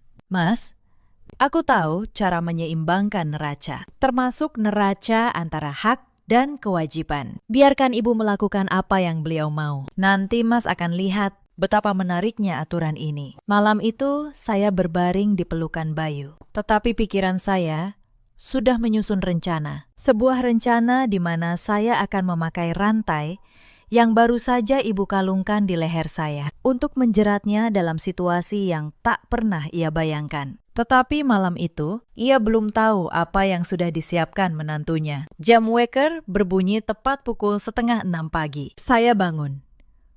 Hawa dingin pagi Jakarta menyelinap dari celah jendela. Seperti biasa, saya menyiapkan pakaian kantor yang rapi, merias wajah dengan ringan. Tetapi alih-alih turun ke dapur seperti menantu baru yang patuh, saya justru duduk santai di depan meja rias, membentuk alis, menyemprotkan sedikit parfum. Tepat pukul 6, saya turun ke ruang keluarga. Ibu Hartini sudah duduk di meja makan. Wajahnya tidak sabar. Bayu juga bangun, sibuk menyeduh teh. Melihat saya turun, ia buru-buru memanggil, Kirana, ayo siapkan sarapan. Ibu sudah menunggu. Ibu Hartini berdeham, melirik jam dinding, lalu menatap saya tajam. Menantu baru, jam segini baru turun. Cepat ke dapur, buat nasi goreng atau apa saja yang cepat. Sebelum kita semua berangkat, saya berdiri di anak tangga terakhir. Tersenyum sangat manis, tetapi kaki saya sama sekali tidak melangkah ke arah dapur. Saya menyilangkan tangan di depan dada. Suara saya lembut, namun jelas. Permisi. Bu, Kirana ingat betul nasihat ibu semalam. Ibu bilang, posisi Kirana paling rendah. Tidak boleh menyentuh meja makan atau makanan sebelum orang yang lebih tua selesai. Kirana sudah pikirkan baik-baik. Kalau Kirana masuk dapur, menyiapkan piring. Lalu, tidak sengaja menyentuh makanan ibu dan Mas Bayu sebelum kalian makan. Kirana berdosa karena tidak sopan. Kirana tidak berani melanggar nasihat ibu. Ibu Hartini tertegun. Sumpit di tangannya sedikit bergetar. Beliau menyipitkan mata. Jadi kamu mau membiarkan ibu dan suamimu kelaparan? Saya langsung menjawab. Suara tetap manis. Tentu tidak, Bu. Kirana, hanya menjalankan kewajiban. Karena Kirana tidak boleh menyentuh makanan orang yang lebih tua, maka Kirana tidak bisa memasak untuk ibu. Memasak itu harus mencicipi. Bu, takut keasinan atau kurang bumbu? Kalau Kirana mencicipi, berarti Kirana sudah makan sebelum ibu. Itu melanggar aturan. Kirana, menantu baru, harus menjaga nama baik keluarga. Kirana tidak mau kerabat lain bilang Kirana tidak tahu sopan santun. Saya melirik jam tangan, lalu mengambil tas. Sudah hampir jam masuk kantor. Ibu dan Mas, silakan sarapan. Piring kotornya diletakkan saja. Bu, sore nanti Kirana bereskan. Lalu Kirana makan bagian Kirana setelah meja bersih. Kirana pamit kerja dulu. Bu, saya melangkah pergi di tengah keterkejutan mereka. Saya mendengar nafas Ibu Hartini tertahan di belakang. Suara Bayu memanggil nama saya, tetapi saya tidak menoleh. Keluar dari gerbang, saya merasakan kelegaan yang aneh. Saya tidak bermaksud kurang ajar, tetapi saya paham satu hal. Kalau saya tidak menetapkan batas sejak hari pertama, saya akan terseret dalam lingkaran kepatuhan yang tak masuk akal seumur hidup. Di kantor, saya memesan sarapan, croissant hangat, dan kopi susu. Saya duduk di ruangan ber-AC yang sejuk, menikmati setiap suapan. Jauh berbeda dari bayangan berdiri di sudut dapur, memakan nasi dingin sisa, seperti yang diinginkan Ibu Hartini. Ini baru permulaan. Seorang wanita seperti Ibu Hartini, yang seumur hidup terbiasa dilayani, tidak akan mudah menyerah. Tetapi beliau lupa satu hal, aturan itu dibuat olehnya, dan saya hanya pelaksana yang paling patuh. Dalam akuntansi, satu angka yang salah bisa merusak seluruh neraca. Dan dalam keluarga ini, saya tidak akan membiarkan diri saya meleset 1 milimeter pun dari aturan beliau yang aneh itu. Hari kedua, rumah di Menteng diselimuti keheningan yang mencekam. Biasanya jam segini sudah terdengar talenan beradu pisau, gemericik air, aroma bawang tumis. Tetapi pagi itu, dapur keluarga Suryo Atmojo senyap. Saya bangun tepat waktu, masih dengan santai merawat wajah di depan cermin, tanpa segurat pun kekhawatiran. Saat turun, saya melihat Ibu Hartini duduk di sofa, memegang koran.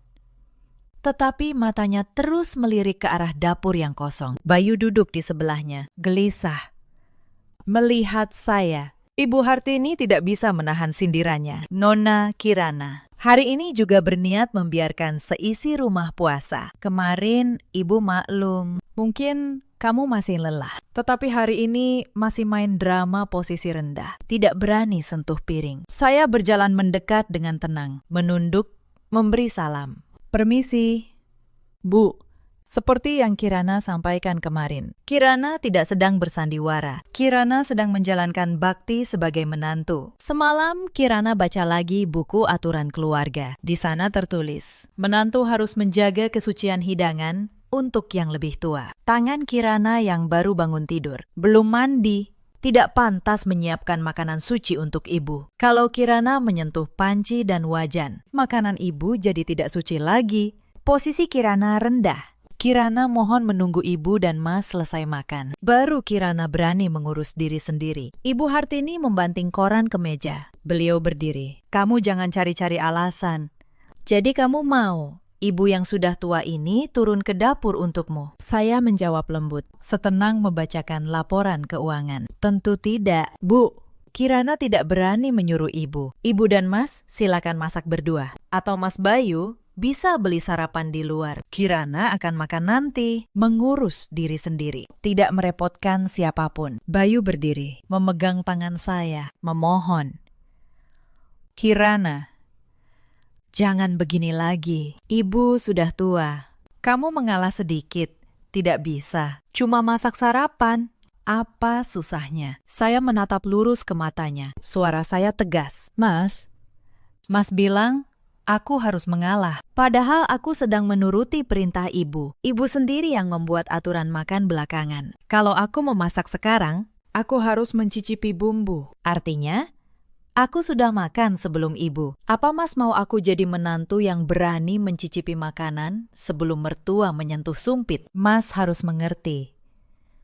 Aku sedang berusaha menjadi menantu yang sesuai aturan keluarga ini. Ibu Hartini begitu marah hingga kata-katanya tertahan. Wajahnya memerah. Beliau belum pernah bertemu lawan yang menggunakan senjatanya sendiri untuk menyerang balik. Begitu halus, namun mematikan. Beliau menoleh pada Bayu. Sudah, kamu tidak usah bicara lagi dengannya. Kita lihat saja dia bisa bertahan sampai kapan. Ayo, kita makan lontong sayur di luar. Saya tidak percaya rumah ini bisa mati kelaparan tanpa dia. Ibu Hartini mengenakan sandalnya, menarik Bayu keluar. Saya berdiri di ruang tamu, melihat mereka menghilang di balik gerbang. Lalu saya tersenyum sendiri. Saya masuk ke dapur. Sama sekali tidak menyentuh piring atau gelas milik Ibu Hartini. Saya membuka kulkas, mengambil sekotak susu almond yang saya beli semalam, menuangkannya ke gelas pribadi yang saya bawa dari rumah. Lalu, saya duduk di sofa empuk, menikmati susu sambil melanjutkan buku. Keheningan ini luar biasa. Tidak ada lagi komentar pedas tentang irisan bawang yang tidak rata. Tidak ada lagi keluhan masakan kurang garam. Saya sedang menikmati kebebasan di dalam sangkar yang Ibu Hartini sendiri buat. Dalam perang ini, siapa yang kehilangan ketenangan lebih dulu? Dialah yang kalah. Ibu Hartini sedang emosional.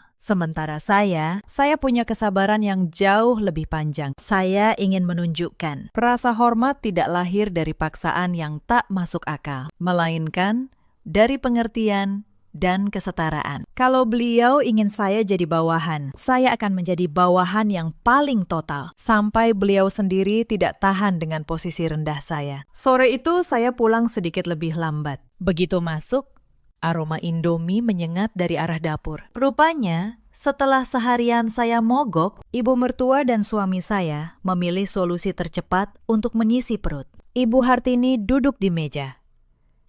Di hadapannya, semangkuk Indomie yang kuahnya sudah mengering. Beliau menatap saya setajam peluru. Suaranya parau. Kirana, hebat sekali kamu. Seharian penuh menghilang, membiarkan ibu mertuamu makan mie instan di rumah. Apa kamu masih punya nurani? Etika sebagai istri dan menantu, kamu taruh di mana? Saya meletakkan sepatu hak tinggi dengan santai, lalu berjalan mendekat. Wajah saya justru penuh perhatian. Kenapa ibu makan Indomie? Mas Bayu kemana? Sampai membiarkan ibu sengsara begini. Harusnya Mas Bayu mengajak ibu makan di restoran. Ibu Hartini menggebrak meja. Jangan salahkan Bayu. Dia pulang kerja terlambat. Saya lelah, tidak mau kemana-mana. Kamu itu menantu. Kamu yang punya tanggung jawab urusan makan. Tidak berani sentuh piring orang tua. Itu cuma alasanmu untuk malas, untuk menyiksa saya yang sudah tua. Saya menghela napas pelan, duduk di kursi seberang. Tentu, dengan jarak yang sesuai dari meja makan beliau. Saya menatap lurus ke matanya. Suara saya berubah serius. Bu, ibu salah. Kirana tidak malas. Seharian di kantor Kirana bekerja keras. Tetapi Kirana selalu ingat pesan ibu. Posisi rendah tidak boleh menyentuh meja makan sebelum yang lebih tua selesai. Kalau Kirana masuk dapur, menyiapkan piring, lalu tidak sengaja menyentuh makanan ibu sebelum ibu makan, Kirana berdosa. Sekarang, apa ibu sudah selesai makan? Kalau sudah, dan mejanya sudah bersih, baru Kirana berani masuk dapur untuk memasak bagian Kirana. Ibu Hartini hendak memarahi saya lagi, tetapi beliau sadar ia sedang terperangkap dalam logikanya sendiri. Beliau tergagap. Ya sudah. Masak saja sana. Saya tidak melarang kamu memasak untuk saya. Saya menggeleng. Wajah saya penuh keyakinan. Tidak bisa, Bu. Kalau Kirana memasak untuk ibu, artinya Kirana harus menyentuh bahan makanan, mencicipi, menyiapkan. Itu artinya Kirana ikut dalam proses makan orang yang lebih tua. Padahal Kirana belum punya hak. Nanti ibu malah bilang Kirana menantu yang tidak tahu aturan. Berani setara dengan ibu. Kirana lebih baik menahan lapar. Lebih baik dimarahi karena malas. Daripada dicap menantu tidak tahu sopan santun pada leluhur keluarga Suryo Atmojo. Ucapan saya bagai air es yang disiramkan ke wajah beliau. Ibu Hartini terdiam beberapa detik. Mulutnya ternganga. Argumennya sendiri tentang bakti menantu. Kini saya putar balik menjadi penghalang bagi dirinya. Saat itu Bayu, yang melihat suasana tegang, buru-buru menengahi. Sudah, Sudah. Masing-masing mengalah sedikit. Biar Mas beli apa saja untuk kita semua. Saya tersenyum. Mas beli untuk Mas dan Ibu saja. Aku sudah pesan makanan sendiri. Sebentar lagi datang. Aku akan makan di sudut dapur setelah Mas dan Ibu selesai. Sesuai aturan, aku tidak berani mengganggu meja makan. Saya berdiri dan naik ke kamar, meninggalkan Ibu Hartini di sana dengan semangkuk Indomie dingin dan rasa kekalahan yang mulai pahit. Saya tahu, malam itu beliau tidak akan bisa tidur. Beliau mulai sadar kekuasaan dapur yang selama ini ia banggakan telah berbalik menjadi belenggu bagi kenyamanannya sendiri. Dan saya, menantu kesayangannya, adalah orang yang memegang kunci, tetapi menolak membukanya. Karena saya sedang sibuk mematuhi aturan. Pagi hari ketiga, situasi belum membaik bagi Ibu Hartini. Setelah semalaman berpikir, mungkin beliau yakin kalau ia lebih keras, saya akan menyerah.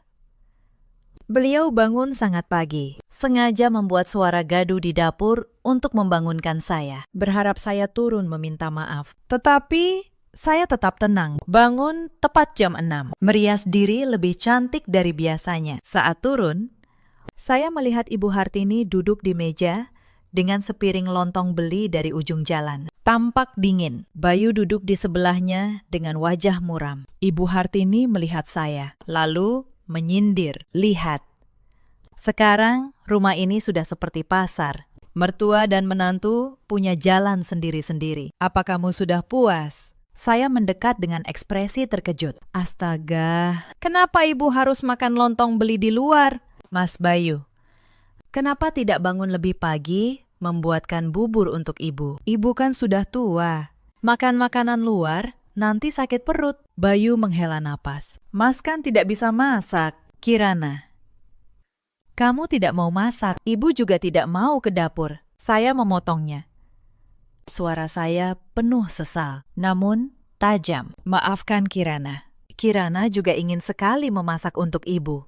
Tetapi Kirana takut dengan buku aturan itu. Bu, ibu bilang posisi Kirana paling rendah. Harus makan paling akhir. Kalau Kirana masak semangkuk soto, lalu ibu makan duluan. Kuahnya berkurang. Dagingnya tidak segar lagi. Artinya, Kirana memberi ibu sisa. Atau kita makan satu panci yang sama. Apa itu tidak melanggar posisi? Jadi, Kirana sudah putuskan demi menjaga kehormatan ibu. Kirana tidak akan pernah memasak satu panci atau memakai piring yang sama dengan ibu lagi. Ibu Hartini menggebrak meja. Hentikan omong kosongmu. Kamu mau rumah ini hancur karena alasanmu. Saya menatapnya. Tatapan saya tiba-tiba menjadi sangat tulus. Kirana tidak sedang menyindir. Bu, Kirana bicara dari hati. Ibu ingin Kirana tahu posisi. Kirana sudah tahu sekarang. Posisi Kirana tidak boleh menyentuh meja makan ibu. Kirana akan melaksanakannya secara total. Mulai sekarang Kirana urus makanan Kirana sendiri. Ibu dan Mas Bayu, silakan urus makanan kalian. Dengan begitu, meja makan ibu akan selalu bersih, suci. Tidak terganggu menantu rendahan ini. Saat itu, bel pintu berbunyi. Saya membuka pintu. Seorang kurir mengantar sekantong makanan yang harum. Saya membawanya ke dapur, meletakkannya di meja pantry, jauh dari meja makan Ibu Hartini. Aroma steak dengan saus jamur dan roti bawang panas menyebar ke seluruh ruangan, mengalahkan aroma lontong dingin di meja beliau. Ibu Hartini menatap kantong makanan saya, lalu menatap piring lontongnya. Wajahnya pucat karena marah. Saat ia mencoba memakai aturan untuk memaksa saya makan sisa, saya justru memakainya untuk makan lebih mewah darinya. Saya membuka kotak makanan dengan santai, mengambil pisau dan garpu, mulai makan di konter dapur. Saya tidak menawarinya. Juga tidak menawari Bayu dengan alasan yang sangat sederhana. Maaf, Bu, Kirana tidak berani menawari ibu makanan dari orang yang posisinya lebih rendah. Takut mengurangi wibawa ibu. Ibu, makan pelan-pelan saja. Kirana tunggu ibu selesai. Baru Kirana bereskan piring ibu. Kirana kan menantu yang patuh. Ibu Hartini duduk di sana. Lontong di mulutnya tiba-tiba terasa pahit. Beliau mulai paham. Wibawanya sedang terkikis oleh kepatuhan menantunya yang mengerikan. Dalam pertarungan ini, saya tidak menggunakan satu pun kata makian. Tidak ada satu pun tindakan kurang ajar. Saya hanya menggunakan apa yang telah beliau berikan pada saya. Beliau berdiri, meninggalkan piring lontongnya, lalu masuk ke kamar dan membanting pintu. Saya dan Bayu saling pandang. Ia menggelengkan kepala. Sementara saya tahu, saya baru saja memenangkan satu ronde lagi. Malam itu, saat saya membaca laporan di kamar, Bayu masuk dengan wajah lelah. Ia duduk di samping saya, menggenggam tangan saya, lalu menghela napas panjang. Kirana, Mas tahu ibu keterlaluan dengan aturan itu. Tetapi lihatlah rumah kita sekarang. Ini bukan lagi rumah. Ibu sudah tua. Sebagai menantu, kamu mengalah sedikit saja. Apa ruginya? Saya meletakkan dokumen, berbalik menatapnya. Mata saya tidak menunjukkan kemarahan, hanya ketenangan yang dingin. Mas bilang aku mengalah. Itu bagaimana? Apa aku pernah membantah ibu? Apa aku melanggar satu pun aturan yang ibu berikan? Bayu menjadi canggung. Memang benar, kamu mengikuti aturan ibu, tetapi kamu melakukannya secara ekstrim. Ibu bilang makan belakangan, tetapi tidak bilang, kamu tidak boleh memasak untuk semua. Kamu masak saja seperti biasa, lalu tunggu ibu selesai, baru kamu makan.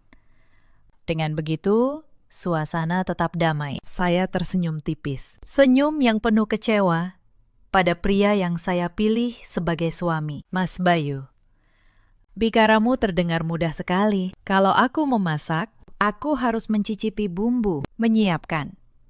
Nanti ibu akan bilang, aku menantu yang tidak tahu diri, berani menyentuh makanan sebelum selesai. Apa Mas tidak mengerti? Ibu tidak benar-benar ingin aku memasak. Ibu ingin aku tunduk dan menerima status rendah di rumah ini. Aku melakukan persis seperti yang ibu mau, supaya ibu lihat sendiri betapa tidak masuk akalnya aturan itu. Jangan suruh aku mengalah. Karena aku tidak melakukan kesalahan apapun. Bayu mulai kehilangan kesabaran. Tetapi lihat ibu, dia harus makan Indomie, makan makanan warung, sampai maknya kambuh. Kamu manajer, bisa mengatur ratusan orang. Kenapa di rumah tidak bisa sedikit fleksibel demi kedamaian? Aku lelah terjepit di antara kalian. Saya berdiri, mendekat, merapikan kerah kemejanya. Suara saya tetap lembut, namun tegas. Masalahnya, Mas tidak berani menghadapi kenyataan. Kenyataannya, ibumu sedang memakai aturan usang untuk menyiksa menantunya. Dan Mas ingin istrimu menerima siksaan itu, supaya Mas bisa hidup tenang. Aku menikahimu karena aku mencintaimu. Tetapi aku datang ke sini bukan untuk menjadi budak dari pemikiran abad lalu. Kalau Mas kasihan pada ibu, kenapa Mas tidak turun tangan memasak untuknya? Atau Mas juga berpikir urusan dapur hanya untuk perempuan, dan perempuan berposisi rendah harus menerima perlakuan tidak adil? Bayu bungkam.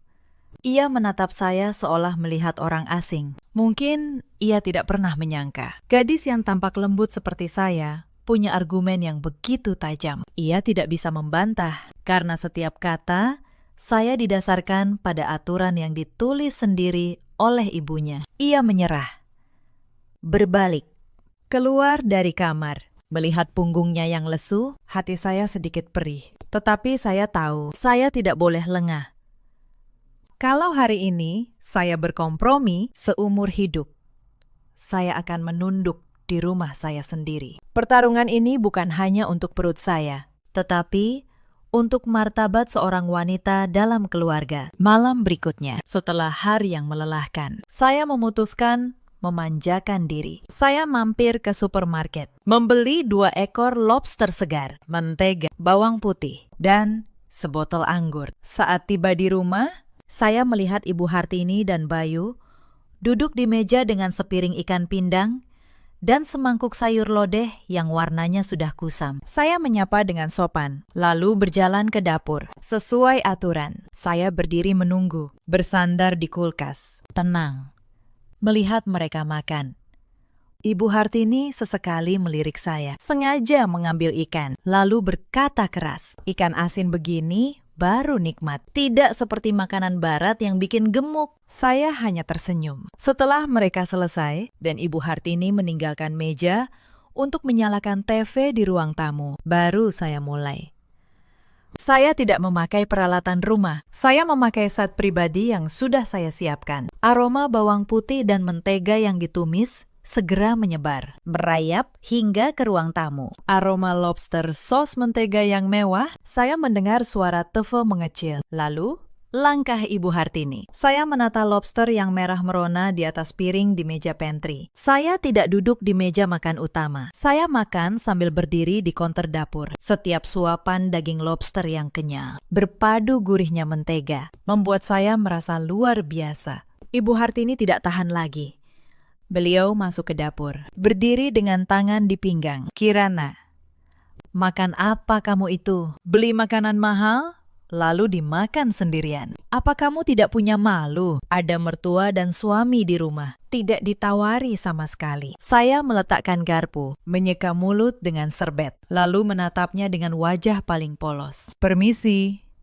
Bu, bukankah ibu yang mengajari saya? Posisi rendah, tidak boleh menyentuh makanan, dan tidak boleh makan satu meja. Makanan saya ini dari posisi yang lebih rendah lagi. Mana berani saya menawarkannya untuk ibu. Ibu pantasnya makan ikan pindang yang sederhana, sesuai martabat orang dulu. Kalau saya tawari makanan berlemak ini, nanti ibu sakit perut atau darah tinggi. Saya yang berdosa. Saya begini justru untuk menjaga kehormatan dan kesehatan ibu. Mata Ibu Hartini terpaku pada sisa setengah lobster di piring saya. Beliau yang suka makan enak, kini terhalang oleh gengsi dan aturannya sendiri. Beliau menunjuk saya. Suaranya bergetar. Kamu pakai uang anakku untuk foya-foya sendiri. Saya menjawab dengan tenang. Maaf, Bu. Ini uang dari gaji saya sebagai manajer akuntansi. Sejak menikah, saya belum pernah meminta uang Mas Bayu sepeser pun. Karena saya makan terpisah sesuai aturan ibu, maka uang pun saya pisahkan. Agar ibu tidak khawatir saya menghamburkan uang keluarga, saya makan bagian saya. Ibu makan bagian ibu. Ibu Hartini berbalik dengan kesal, naik ke lantai atas. Langkahnya menghentak di tangga kayu. Saya melirik piring saya, lalu ke ruang tamu, tempat Bayu duduk terdiam. Makan malam yang lezat. Tetapi hati saya sedikit bergejolak. Saya tidak ingin hidup seperti ini selamanya. Tetapi, jika Ibu Hartini tidak mau berubah, saya masih harus makan mewah sendirian untuk waktu yang lama. Minggu pagi, saat matahari mulai menyinari jalanan Menteng, Ibu Hartini memutuskan melancarkan serangan total. Beliau memanggil saya dan Bayu ke ruang tamu. Di tangannya masih ada buku aturan yang usang. Wajahnya penuh amarah. Beliau membanting buku itu ke meja. Saya panggil kalian untuk bicara jelas. Kirana, kamu jadi menantu di sini baru seminggu, tetapi kelakuanmu sudah di luar batas. Kamu pakai alasan aturan untuk menyiksa mertua, untuk lari dari tanggung jawab. Sejak kamu datang, apa dapur ini pernah menyala? Kamu anggap rumah ini hotel. Pulang pergi, pesan makanan mewah untuk dirimu sendiri. Manusia macam apa kamu ini? Saya tetap menjaga sikap. Duduk tegak. Kedua tangan di pangkuan. Permisi, Bu. Kirana selalu melaksanakan persis seperti yang ibu ajarkan di malam pertama. Ibu bilang makan belakangan. Kirana makan belakangan. Ibu bilang tidak boleh menyentuh meja makan sebelum yang lebih tua selesai. Kirana tidak berani melanggar. Ibu bilang Kirana posisi paling rendah. Kirana tidak pernah berani duduk sejajar dengan ibu. Kirana tidak mengerti. Apa salah Kirana sampai ibu semarah ini? Ibu Hartini melotot. Jangan pakai lidah tak bertulang untuk berkelit. Maksud saya, kamu harus memasak untuk kami. Setelah kami selesai, baru kamu makan sisanya. Bukan membiarkan kami kelaparan, lalu kamu enak sendiri. Kamu menantu, harus melayani mertua dan suami dulu, baru dirimu. Saya menghela napas pelan. Wajah saya penuh keprihatinan. Bu, ibu mengajari saya posisi rendah, tidak boleh menyentuh makanan atasan. Kalau saya memasak, saya harus mencicipi. Berarti saya makan sebelum ibu. Makanan yang saya masak, kalau tersentuh tangan saya. Jadi tidak sucu lagi untuk ibu. Saya sudah pikirkan. Satu-satunya cara agar saya tidak melanggar aturan dan tetap menjaga kehormatan ibu adalah masing-masing mengurus makanannya sendiri. Ibu sendiri yang bilang saya makan terpisah. Mana berani saya makan satu panci dengan ibu. Ibu Hartini begitu marah. Beliau berdiri, menunjuk wajah saya. Kamu keluar dari rumah ini sekarang juga. Keluarga Suryo Atmojo tidak butuh menantu kurang ajar yang memakai logika untuk menekan mertuanya. Bayu panik. Berdiri menengahi. Bu, sabar. Kirana kan hanya mengikuti kemauan ibu. Kalau ada apa-apa, kita bicarakan baik-baik. Kenapa sampai mengusir? Saya berdiri. Sama sekali tidak takut. Saya menatap Ibu Hartini dengan tenang. Ibu mau saya pergi. Saya akan pergi. Tetapi sebelum itu, saya mau bertanya. Ibu membuat aturan ini untuk membangun keluarga bahagia atau untuk menciptakan penjara bagi menantu. Kalau ibu butuh pembantu yang penurut dan tahan banting, ibu salah memilih orang. Tetapi kalau ibu ingin menantu yang tahu sopan santun, namun juga punya harga diri, sebaiknya ibu tinjau kembali buku aturan itu. Saya izin ke kamar untuk berkemas. Saya berbalik. Hati saya lega. Saya tahu saya tidak salah. Kelemahan Bayu dan kekerasan hati Ibu Hartini telah membuat rumah ini sesak. Tetapi saya yakin, Ibu Hartini tidak akan membiarkan saya pergi semudah itu. Karena ada satu kartu ekonomi yang belum ia perhitungkan. Saya sedang memasukkan pakaian ke koper saat Bayu berlari masuk. Ia memeluk saya dari belakang. Kirana, jangan pergi. Ibu cuma emosi. Aku mohon, tetaplah di sini. Aku akan bicara lagi dengan ibu. Saya melepaskan tangannya. Berbalik. Mas, masalahnya bukan pergi atau tinggal. Masalahnya kesetaraan. Ibu menganggapku makhluk asing yang harus dijinakan. Aku tidak bisa hidup seperti ini. Tetapi, baiklah. Demi kita, aku akan tinggal sekali lagi. Tetapi, mulai sekarang, semuanya akan berbeda. Saya turun ke bawah.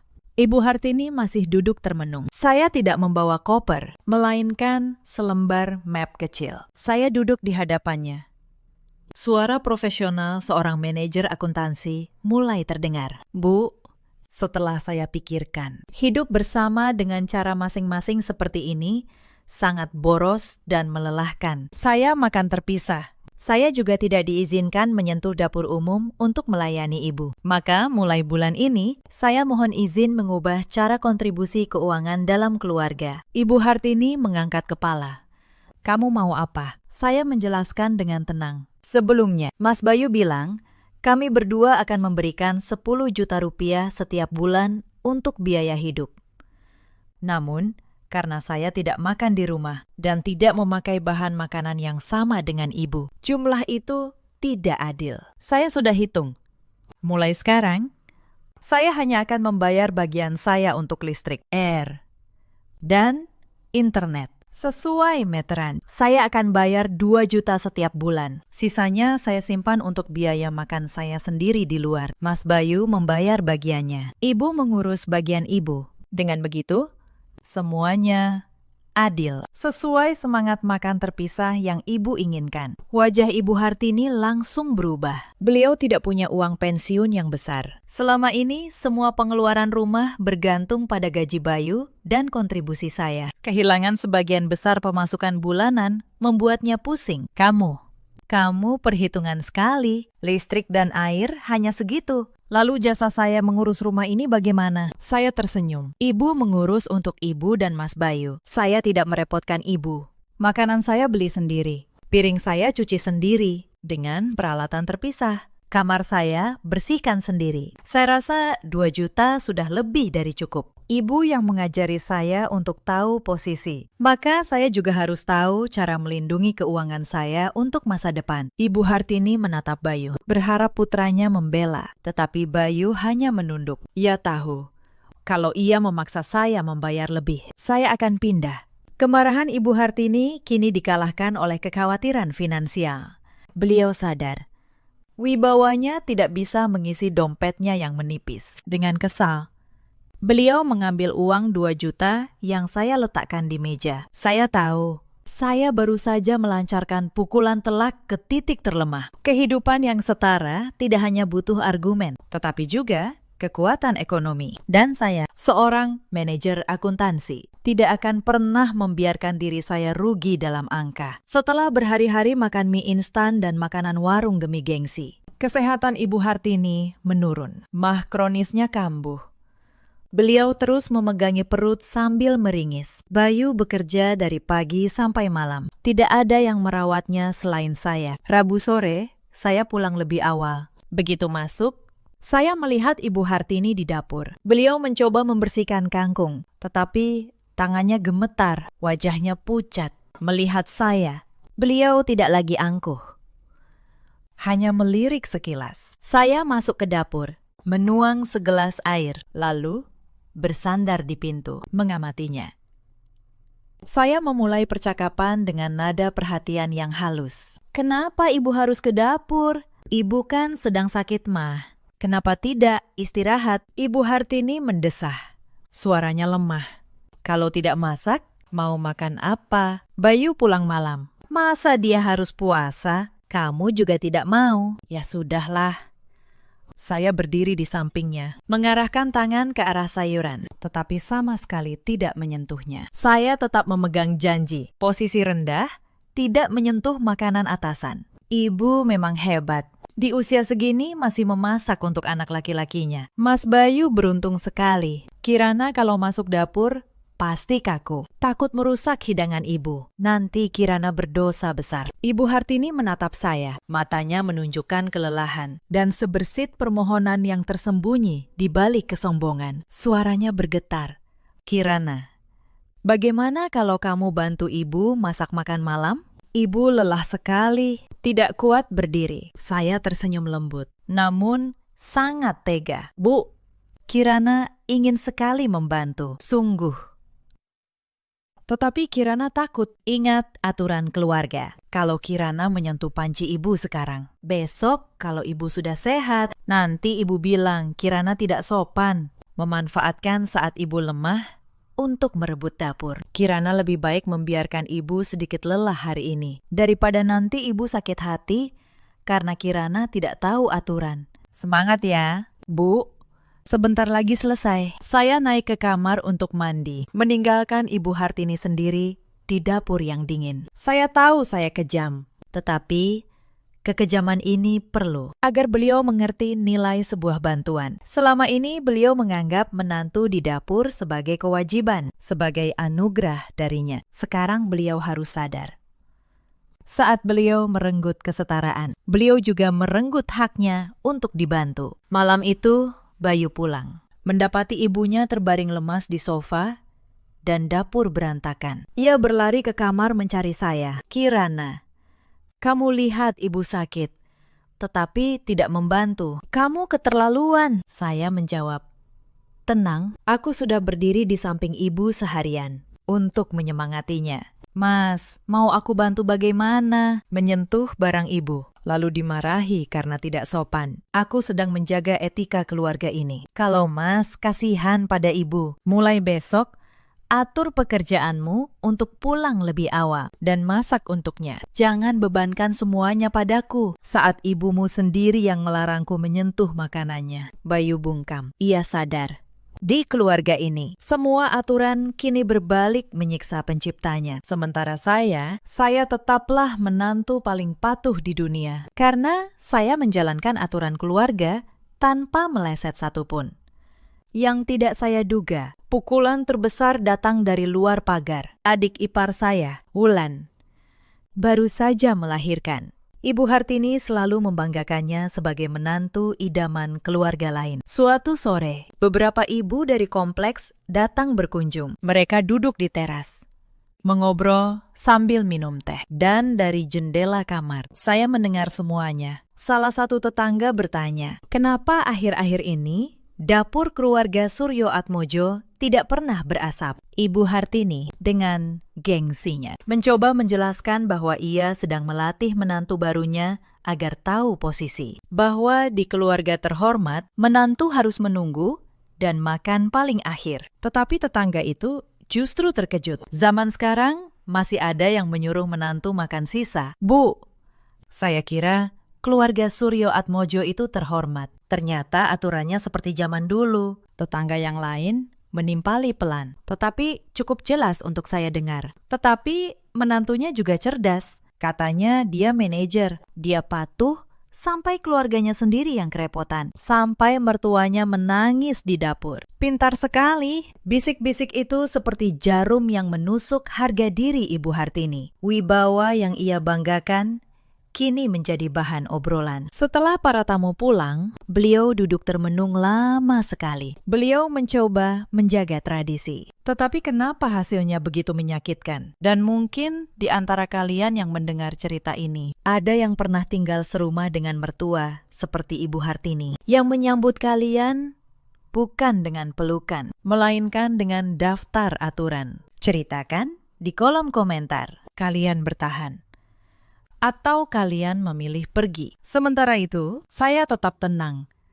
Saya tahu, opini di luar sana sudah berpihak pada saya. Tujuan saya bukan mempermalukan ibu mertua. Tujuan saya menghancurkan belenggu yang mencekik kehidupan saya dan Bayu. Saya tahu, hanya setelah citra palsunya runtuh, barulah Ibu Hartini akan berani menghadapi kenyataan dan menerima perubahan. Rabu malam, suasana di rumah berat sekali. Setelah makan malam yang sunyi, di mana Ibu Hartini lagi-lagi harus membereskan piringnya sendiri, beliau memanggil kami. Bayu, Kirana, Ibu mau bicara. Kami duduk di hadapannya. Ibu Hartini tampak jauh lebih tua malam itu. Bahunya turun. Suaranya tidak lagi setajam dulu. Kirana, kamu menang. Katanya pahit. Kamu membuat ibu jadi bahan tertawaan seluruh kompleks. Ibu tidak menyangka menantu baru sepertimu punya akal setajam ini. Saya menjawab dengan tenang. Bu, saya tidak ingin menang atau kalah. Saya hanya menjalankan aturan ibu dengan serius. Kalau hasilnya cemoohan, itu bukan salah saya. Itu salah aturannya. Aturan itu tidak lagi sesuai zaman dan tidak mengandung kasih sayang. Bayu ikut bicara. Suaranya serak. Bu, aku mohon. Jangan begini lagi. Aku lelah. Pulang kerja, aku ingin suasana hangat, bukan ketakutan. Aku sayang ibu.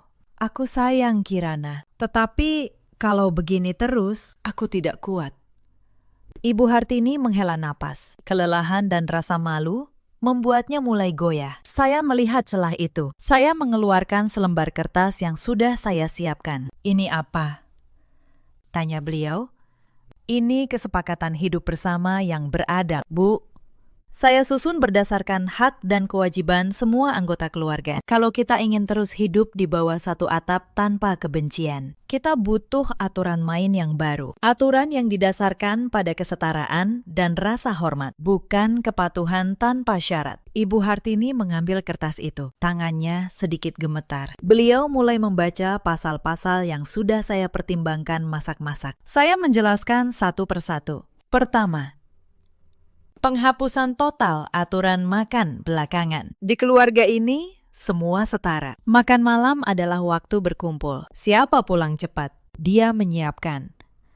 Siapa pulang lambat, dia membantu setelahnya. Kita duduk satu meja, makan makanan yang sama. Kedua, soal keuangan. Saya dan Mas Bayu akan berkontribusi secara adil dan transparan. Uang itu untuk belanja, tagihan, dan menyewa asisten rumah tangga paruh waktu. Ibu tidak perlu bekerja keras, tetapi ibu juga tidak boleh memakai uang itu untuk mengontrol hidup kami. Ketiga, pekerjaan rumah dibagi rata. Hari kerja, saya pulang malam. Saya yang beres-beres setelah makan. Mas Bayu yang belanja atau membeli sarapan. Akhir pekan, saya yang memasak masakan kesukaan ibu. Ibu menjadi penasihat, bukan pemberi perintah. Terakhir, soal privasi. Ibu tidak boleh masuk kamar kami tanpa izin. Sebaliknya, kami juga akan menghormati ruang pribadi ibu. Semua masukan disampaikan dengan tulus, bukan dengan ancaman. Saya menatap lurus ke mata Ibu Hartini. Kalau ibu menandatangani ini, saya berjanji menjadi menantu yang paling berbakti. Saya akan merawat ibu saat sakit. Saya akan membanggakan keluarga Suryo Atmojo dengan kebahagiaan kami. Tetapi kalau ibu tidak mau, maaf, saya dan Mas Bayu akan pindah besok. Saya sudah mencari apartemen. Mas Bayu harus memilih, tinggal di sini bersama ibu dalam kesepian, atau pergi bersama istrinya membangun kehidupan baru. Bayu menggenggam erat tangan saya. Ia menatap ibunya dengan mata memohon. Bu, aku mohon, biarkan kami hidup normal, melihat ketegasan saya dan keputusasaan putranya. Pertahanan Ibu Hartini runtuh. Beliau sadar, kalau ia terus mempertahankan aturan kuno itu, ia akan kehilangan satu-satunya putranya. Beliau menatap rumah yang ia jaga seumur hidup. Tetapi rumah tanpa kehangatan hanyalah bangunan kosong. Ibu selalu berpikir, itu yang terbaik untuk keluarga. Fisiknya lirih. Ibu tidak sadar, dihina tetangga. Ibu masih tahan. Tetapi kalau Bayu pergi, untuk apa ibu hidup? Ibu Hartini mengambil pulpen. Beliau menatap saya sekali lagi, seolah memastikan. Saya mengangguk tulus. Beliau menandatangani kesepakatan itu. Tanda tangannya sedikit bergetar, tetapi jelas. Bayu bernapas lega. Ia memeluk ibunya sambil menangis. Terima kasih, Bu. Ibu akan lihat, keluarga kita akan jauh lebih bahagia. Saya mendekat dan menggenggam tangan Ibu Hartini. Untuk pertama kalinya, saya menyentuhnya tanpa rasa waspada. Ibu istirahat. Besok pagi, saya bangun pagi. Saya buatkan bubur ayam kesukaan ibu. Kita sarapan bersama sebelum saya berangkat kerja. Ibu Hartini tidak menjawab. Beliau hanya membalas genggaman tangan saya. Kepatuhannya kali ini bukan kekalahan, melainkan penyerahan diri pada kesehatan dan cinta keluarga. Buku aturan usang itu kini hanya tinggal kenangan, digantikan oleh aturan cinta dan pengertian. Minggu pagi itu, matahari bersinar. Untuk pertama kalinya setelah sekian lama, dapur keluarga Suryo Atmojo kembali ramai dengan canda dan aroma masakan. Saya bangun pagi-pagi sekali. Ibu Hartini turun ke dapur dengan pakaian rumah yang sederhana. Beliau tidak lagi menunggu dengan wajah masam. Beliau mendekati saya.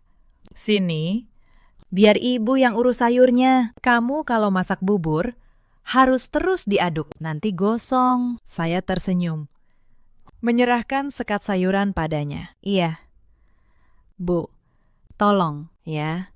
Nanti saya tambahkan sedikit jahe, biar perut ibu hangat. Bayu pulang dari membeli koran. Ia tertegun melihat pemandangan itu, lalu tersenyum lebar. Hari ini ada 2 koki hebat di rumah. Aku harus makan 3 mangkuk. Pukul 8 pagi, sarapan tersaji di meja makan utama. Untuk pertama kalinya, 3 kursi terisi penuh. Saya mempersilakan Ibu Hartini duduk di kepala meja. Tidak ada yang harus berdiri. Tidak ada yang harus menunggu. Tidak ada yang harus makan sisa. Ibu Hartini mencicipi bubur. Beliau mengangguk pelan. Enak. Kamu lumayan juga masaknya. Cuma kurang sedikit garam. Saya tertawa. Baik.